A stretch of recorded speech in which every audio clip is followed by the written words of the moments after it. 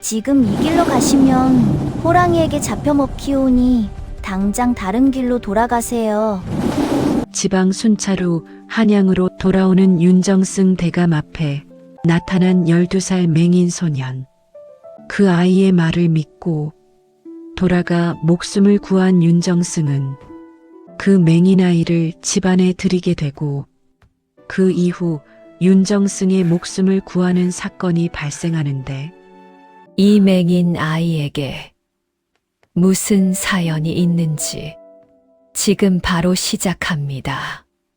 시작 전에 구독과 좋아요 해주시면 저에게 큰 힘이 됩니다. 때는 조선 중기 어느 가을이 깊어가던 무렵이었다네. 한양의 하늘은 맑았지만 조정하는 서늘한 바람이 감돌고 있었더랍니다. 나라의 기강이 흔들리고 임금 곁에는 말 많은 신하들이 가득하여 서로의 눈치를 보며 자리를 탐하던 시절이었지요. 그런 어수선한 때에 조정의 한 정승이 지방을 다녀오는 길이었더랍니다. 이 정승은 성이 윤씨였다 하니 나이는 50을 넘긴 백발이 성성한 어른이었고 평생을 관직에 몸담아 나라 안팎의 일을 두루 겪어온 노련한 인물이었습니다. 겉모습은 엄하고 과묵하였으나 속은 따뜻하여 아랫사람들이 두려워하면서도 따랐다지요. 지방 순찰을 마치고 한양으로 돌아가는 행렬이 산길에 접어들었을 때였습니다. 가을볕이 단풍 든 나뭇잎 사이로 스며들어 길바닥에 붉고 노란 무늬를 수놓고 있었더랍니다. 그런데 말입니다, 여러분. 행렬이 산자락을 막 돌아서던 참에 길가 바위 위에 하나의 형체가 눈에 들어왔더랍니다.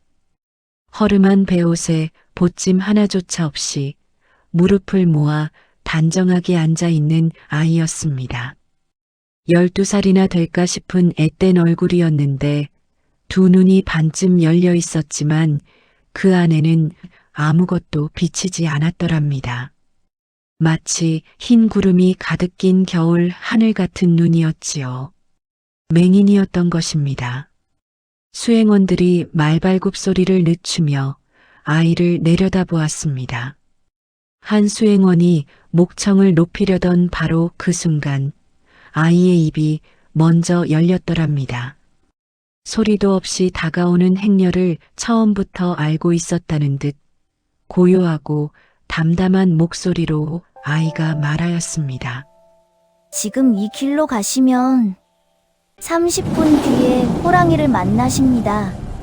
그 말 한마디에 행렬이 딱 멈추었더랍니다. 수행원들의 얼굴에는 황당함과 불쾌함이 뒤섞였습니다. 눈도 보이지 않는 아이가 어찌 앞길을 안단 말인가. 하지만 정승은 달랐더랍니다. 가마문을 살짝 열고 아이를 내려다보는 윤정승의 눈빛에는 황당함 대신 묘한 정적이 깔려 있었지요. 아이의 표정에는 거짓이 없었습니다. 겁도 없고 자랑도 없고 그저 알고 있는 것을 전할 뿐이라는 듯한 얼굴이었더랍니다. 잠시 침묵이 흘렀습니다. 가을바람이 낙엽 하나를 소리도 없이 밀어냈지요. 정승은 결심했더랍니다. 수행원들에게 우회로를 택하라 이르고 행렬의 방향을 틀었습니다. 수행원들은 저마다 어이없다는 표정을 감추지 못하였지만 정승의 명인이 따를 수밖에 없었지요. 자, 그런데 말입니다. 우회로를 한참 돌아가고 있을 때였습니다. 앞서 보낸 정탐꾼 하나가 새파랗게 질린 얼굴로 달려왔더랍니다. 본래 가던 그 길목에서 방금 전에 커다란 호랑이가 출몰하였다 하지 않겠습니까? 나무꾼 한 명이 간신히 목숨을 구해 도망쳐 나오는 것을 보았다 했더랍니다. 등골이 서늘해진 수행원들은 서로의 얼굴을 바라보았습니다. 누구 하나 먼저 말을 꺼내지 못하였지요. 정승의 가마가 천천히 멈추었습니다. 윤정승은 가마 문을 열고 밖으로 걸어 나왔더랍니다. 그리고 왔던 길을 도로 되짚어 아이가 앉아있던 바위로 발걸음을 돌렸습니다. 수행원들이 황급히 뒤를 따랐지요. 아이는 아직 그 자리에 있었더랍니다. 마치 처음부터 돌아올 것을 알고 있었다는 듯 바위 위에 단정하게 앉아 봄볕 쬐듯 가을 햇살을 얼굴에 받고 있었습니다.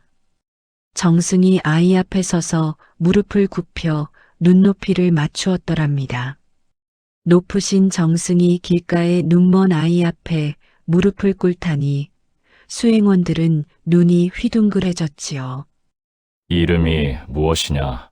아이가 잠시 고개를 갸웃하더니 조용히 대답하였습니다. 없습니다. 부모는 어디 계시느냐? 없습니다. 그럼 어디서 왔느냐? 그냥 왔습니다. 짧고 간결한 대답이었더랍니다. 말수가 없는 아이였지만 그 말 속에는 구구한 사연이 가득 담겨 있는 듯 하였습니다. 정승은 한참 아이를 들여다보았더랍니다. 이 아이는 단순한 아이가 아니었습니다. 하늘이 눈을 거두어가는 대신 다른 무언가를 허락한 존재였지요. 정승은 자리에서 일어나 조용히 말하였더랍니다. 나와 함께 가거라. 아이는 고개를 들었습니다. 보이지 않는 눈이 정승이 있는 방향을 정확히 향하고 있었더랍니다. 그리고 살며시 고개를 끄덕였습니다. 그렇게 눈먼 아이는 조선 조정의 정승 가마 옆에 나란히 앉아 한양으로 향하게 되었더랍니다. 수행원들은 여전히 의아한 눈빛이었지만 아무도 입을 열지 않았지요. 가을 산길에 가마바퀴 소리와 말발굽 소리만이 리듬을 맞추어 울렸더랍니다. 한양에 도착한 후 정승은 아이에게 이름을 지어주었습니다. 말글명의 아이동, 명동이라 불렀더랍니다. 이름 없이 떠돌던 아이에게 처음으로 이름이 생긴 것이었지요. 정승의 사랑채 한켠에 작은 방을 내어주고 밥을 먹이고 옷을 입혔습니다. 아이는 모든 것을 담담하게 받아들였더랍니다. 감사하다는 말도 없고 놀라는 기색도 없이 마치 언젠가는 이런 날이 올 것을 알고 있었다는 듯 조용히 적응해 갔더랍니다.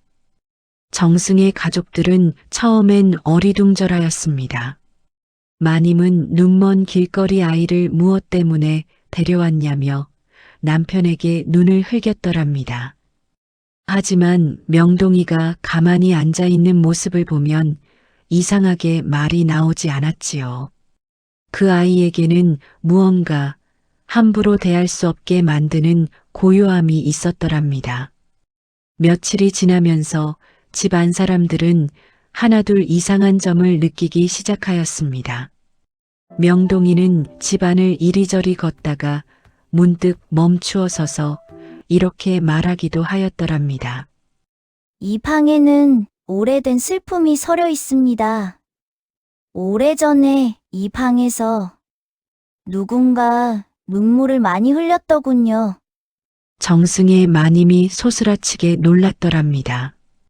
그 방은 오래전에 요절한 정승의 첫째 아들이 쓰던 방이었거든요. 아무도 아이에게 그 이야기를 해준 적이 없었더랍니다.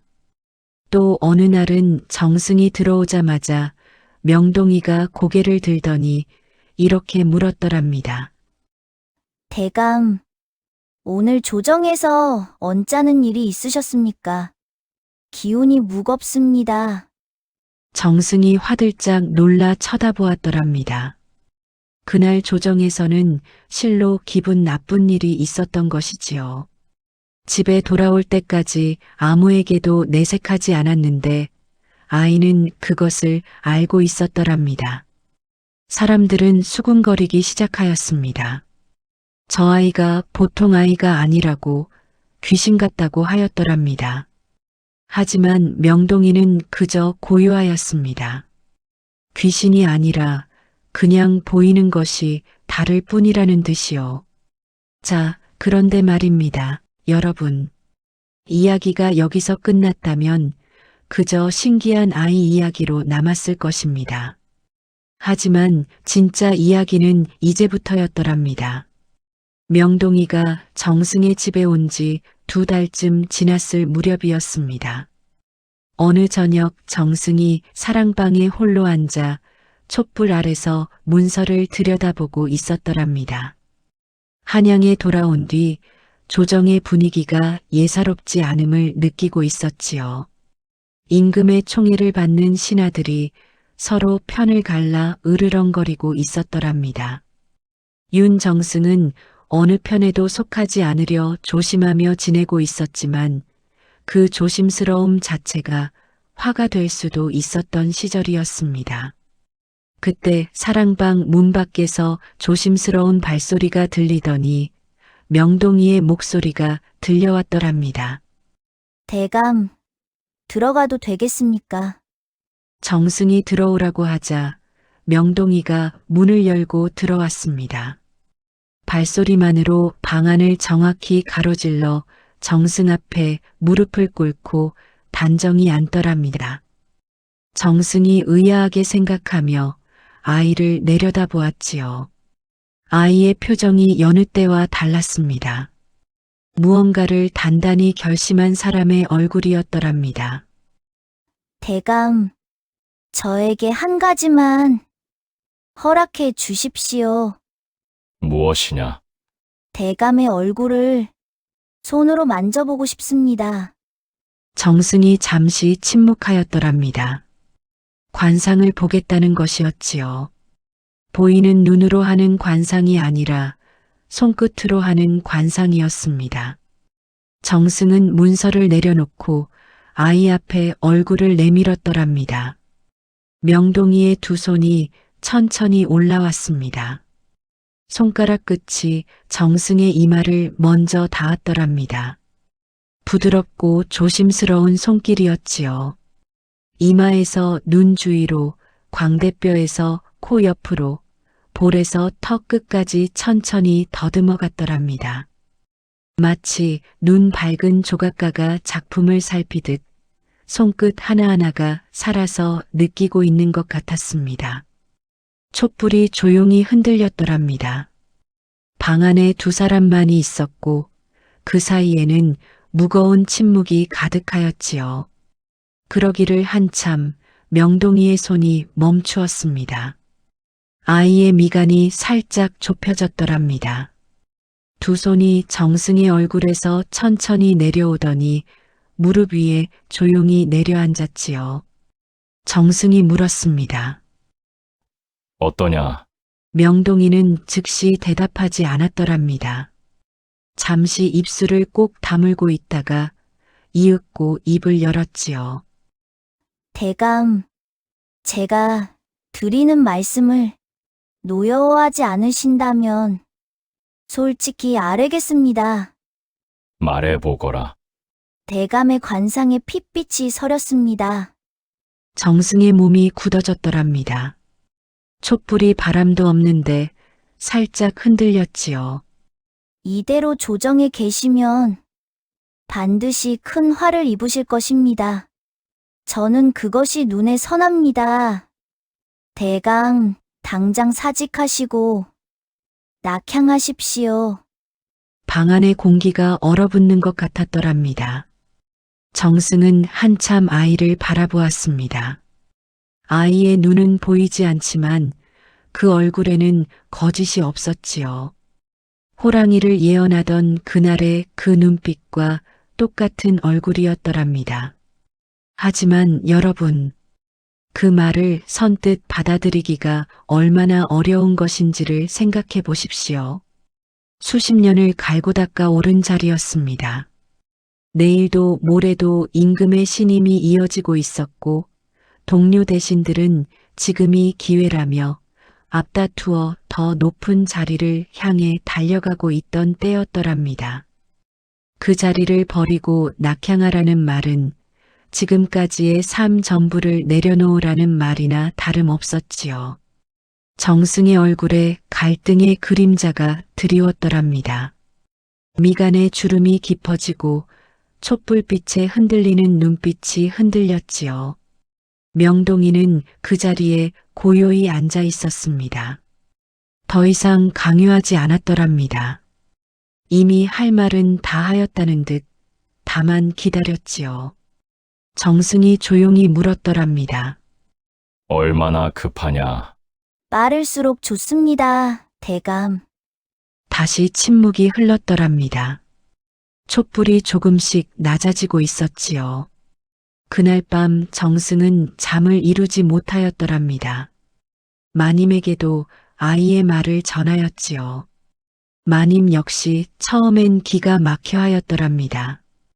자식들 혼사도 아직 남았는데 손자들 앞길도 봐주어야 하는데 지금 이 자리에서 물러나다니 그것이 말이 되느냐고 하였지요. 그러나 마님은 그러면서도 명동이의 이야기를 마음속에서 지우지 못하였더랍니다. 호랑이 때도 그랬지 않았느냐고 그 아이의 말이 지금까지 한 번이라도 틀린 적이 있었더냐고 스스로에게 물어보았더랍니다. 며칠이 흘렀습니다. 정승은 조정에 나가 동료 대신들의 얼굴을 찬찬히 살폈더랍니다. 서로 웃고 인사하면서도 눈 속에는 계산이 가득하였지요. 어제의 동지가 오늘의 경쟁자요. 오늘의 친구가 내일의 적이 될 수 있는 분위기였더랍니다. 정승은 그 사이에서 혼자 이상한 불안감을 느꼈더랍니다. 명동이의 목소리가 귓속에서 떠나지 않았지요. 대감의 관상에 핏빛이 서렸습니다. 그날 저녁 집에 돌아온 정승은 사랑방에 조용히 앉아 오래도록 생각하였더랍니다. 그리고 마침내 붓을 들었지요. 자, 여러분. 이 순간이 이 이야기에서 가장 중요한 순간이었더랍니다. 윤정승이 붓을 들어 쓴 것은 사직 상소였더랍니다. 수십 년 조정 생활을 마감하는 글이었지요. 손이 떨렸더랍니다. 쓰다가 멈추고 또 쓰다가 멈추고 다시 종이를 구기고 새 종이를 펼쳤지요. 결국 새벽빛이 창문에 스며들 때쯤 상소 한 장이 완성되었더랍니다. 상소의 내용은 간략하였습니다. 나이가 들어 기력이 쇠하니 임금의 성은에 감사하나 이제는 자리를 물려주고 물러나기를 청한다는 것이었지요. 어떤 원망도 없고 어떤 원한도 없이 그저 담담하게 쓰인 글이었더랍니다. 다음 날 아침 상소가 올라갔더랍니다. 조정이 들썩였더랍니다. 윤정승이 갑자기 사직을 청한다는 소식이 삽시간에 퍼졌지요. 동료 대신들이 하나둘 찾아왔더랍니다. 왜 그러느냐, 지금 이때가 어느 때인데 물러나느냐, 더 버티면 더 높은 자리도 넘볼 수 있는 시점인데 왜 스스로 내려오느냐고 하였지요. 어떤 이는 직접 찾아와 술을 권하며 만류하였고 어떤 이는 뒤에서 수군거렸더랍니다. 겁쟁이라고 제 풀에 도망친다고 하였지요. 정승은 그 말들을 조용히 들었더랍니다. 화를 내지도 않았고 해명하지도 않았지요. 그저 웃음으로 받아넘겼더랍니다. 임금도 처음에는 윤허하지 않았더랍니다. 2번, 3번 상소를 돌려보냈지요. 하지만 정승은 포기하지 않았더랍니다. 4번째 상소에서 임금은 결국 윤허하였더랍니다. 수십 년을 충성으로 섬긴 신하의 뜻이니 억지로 붙들 수 없다 하였지요. 사직서가 수리된 그날 저녁 정승은 사랑방에서 명동이를 불렀더랍니다. 아이가 들어와 앞에 앉자 정승이 조용히 말하였지요. 내 말대로 하였다. 이제 낙향한다. 명동이의 입가에 무언가 미묘한 것이 스쳤다가 사라졌더랍니다. 웃음이라고 하기엔 너무 조용하고 안도라고 하기엔 너무 담담한 표정이었지요. 잘하셨습니다. 대감. 정승이 물었더랍니다. 너는 어찌 알았느냐? 손으로 얼굴을 만져보고 그것을 어찌 안단 말이냐? 명동이는 잠시 생각하는 듯 하다가 대답하였더랍니다. 저도 잘 모릅니다. 다만 느껴집니다. 사람의 기운이. 그 사람이 걸어갈 길의 빛깔이 손끝으로 전해집니다. 대감의 기운에는 뜨겁고 붉은 것이 서려 있었더랍니다. 그것은 좋은 기운이 아니었지요. 그러면 내가 낙향하면 그 기운이 없어지느냐? 명동이가 조용히 말하였더랍니다. 자리를 피하면 기운도 피해갑니다. 정승은 그 말을 오래 마음에 담았더랍니다. 이튿날부터 짐을 꾸리기 시작하였더랍니다. 마님도 결국 남편의 뜻에 따르기로 하였지요. 자식들은 한양에 남겨두고 정승 내외와 몇몇 타인들 그리고 명동이가 함께 낙향길에 올랐더랍니다. 한양을 떠나는 날 아침 사직골 어귀에서 동료 대신 몇이 나와 전송하였더랍니다. 그 얼굴들에는 진심 어린 아쉬움도 있었지만 이해할 수 없다는 의아함이 더 컸더랍니다. 그들은 서로 눈짓을 나누었지요. 저 양반이 뭔가 잘못되어도 크게 잘못된 것 아니냐고 멀쩡한 자리를 버리고 스스로 내려가다니 하였더랍니다. 정승은 그 눈짓을 보고도 고개를 들어 하늘을 한번 올려다볼 뿐이었더랍니다. 하늘은 맑고 높았습니다. 가마가 천천히 움직이기 시작하였더랍니다. 한양의 성문이 뒤로 멀어져 갔지요. 명동이는 가마 옆에서 하인의 손을 잡고 걸었더랍니다. 눈은 보이지 않았지만 얼굴은 출발하는 방향을 향하고 있었지요. 바람이 아이의 머리카락을 살짝 건드렸더랍니다. 그 얼굴이 어쩐지 이제야 한숨을 놓았다는 듯 평화로워 보였더랍니다. 자, 여러분. 그로부터 달포 남짓 지났을 때였더랍니다. 정승 내외가 고향 마을에 자리를 잡고 막 살림을 차리던 어느 아침이었습니다. 먼 길을 달려온 급보 하나가 마을로 들어섰더랍니다. 정가를 가지고 온 자의 얼굴은 먼지로 범벅이 되어 있었고 숨은 턱에 걸려 있었지요. 정승이 그를 사랑방으로 불러앉히고 물어보았더랍니다. 무슨 일이냐? 한양에서 사화가 일어났습니다. 방 안에 묵직한 침묵이 떨어졌더랍니다. 임금의 노여움을 산 신하들이 역적으로 몰려 처형되고 있습니다.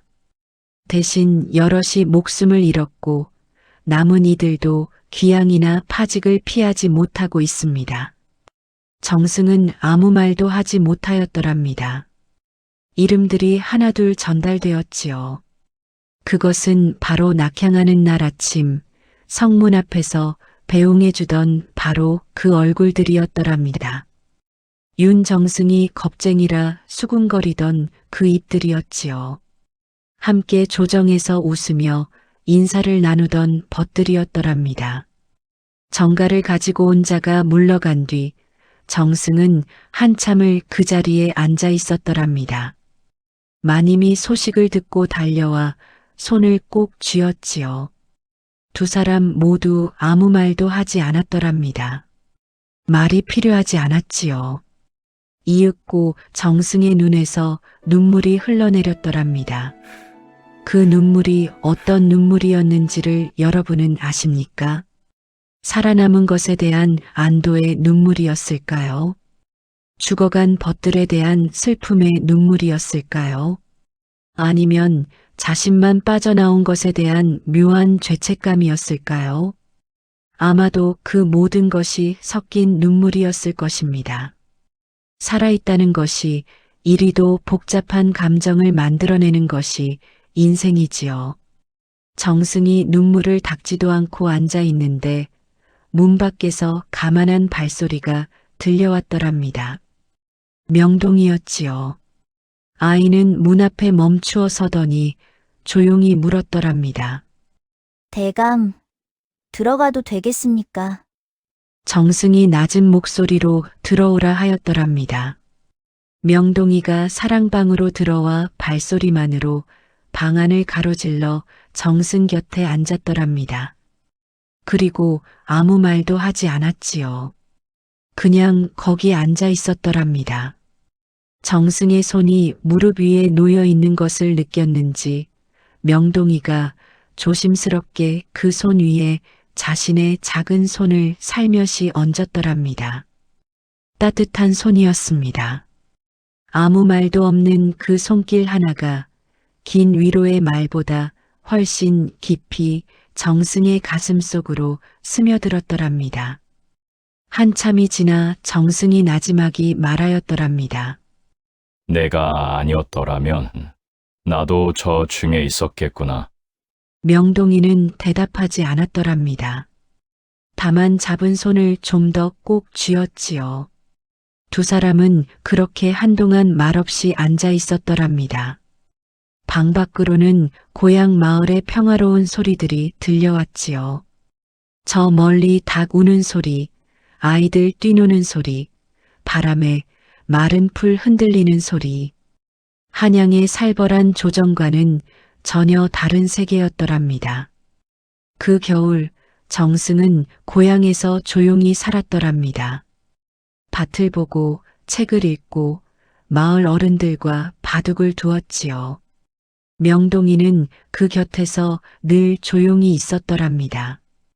정승의 아들들이 가끔 한양에서 내려와 문안을 드렸지만 집안은 예전보다 훨씬 고요하고 평화로웠더랍니다. 권력의 자리에 있을 때의 긴장감이 마치 오래 끼고 있던 갑옷을 벗어놓은 것처럼 사라진 것이었지요. 봄이 왔습니다. 정승의 집 마당에 매화가 피어났더랍니다. 명동이가 마당에 나와 그 향기를 맡고 있었지요. 정승이 툇마루에 앉아 그 모습을 바라보았더랍니다. 꽃을 볼 수 없는 아이가 꽃향기만으로 봄을 느끼는 모습이었습니다. 정승은 그것이 마치 이 아이가 세상을 대하는 방식과 닮아 있다 생각하였더랍니다. 보이는 것이 아니라 느껴지는 것으로, 드러난 것이 아니라 숨은 것으로 세상을 읽는 방식 말이지요. 정승이 말하였더랍니다. 명동아, 매화가 피었다. 아이가 대답하였더랍니다. 압니다. 대감 향기가 납니다. 그렇지, 향기가 나는구나. 두 사람은 함께 한참을 그렇게 봄을 맞이하였더랍니다. 자, 여러분, 이 이야기를 다 들으셨습니까? 참으로 많은 것을 생각하게 만드는 이야기이지요. 눈이 보이지 않는 아이가 눈이 멀쩡한 어른들이 보지 못한 것을 보았더랍니다. 권세 높은 대신들이 화려한 조정에서 제발로 죽음의 자리로 걸어 들어가는 동안 눈먼 아이 하나가 정승의 목숨을 구하였더랍니다. 무엇이 진정한 해안이겠습니까?